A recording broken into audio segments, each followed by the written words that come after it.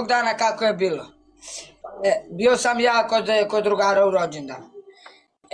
Ne znam kako je našao naš broj, brate. Meni je čudno stvarno kako je našao. Došao ispred vrata i tražio me. Ja nisam verovao valjda da je došao on po mene.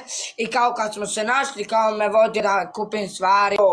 Onda kao da sam jeo, nikad nisam bio u Meksiku. A ja sam bio, on je gasio kameru, kao da ja kažem da nisam jeo, znaš. On je to rekao.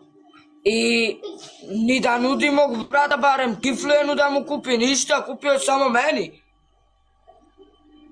I onda bili smo kao u neku trambolin, kao i bili smo na neki bazen, kao stvari mi kupio.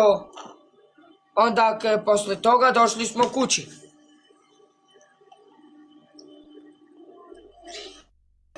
I onda su toga ne znam šta. Čekaj sekund. Onda sutra dan ja nisam znao šta je tako priča. Samo minut. Evo publika ne kaže. Samo minut. Zar ovo nije žalno ljudi? Zar i ovo nije žalno ljudi? Zar ovo nije žalno? Zašto vi, evo sada 5300 ljudi. Šerajte live da se skupljamo 7000 ljudi ovdje. Da čuje cijela Srbija. Od jednog youtubera, pa ja, kao jedan Ahmed, da kupim njemu. Šerajte live, vidite kakve youtuber ima, samo za korist, za pare, pička im uma. Šerajte live da ne poludim skroz. Čekaj, ne pričaj. Ovdje, hoću da ga osramotimo. Ispod 7000 ljudi, celu istinu da pričaš, ispod 7000 ljudi.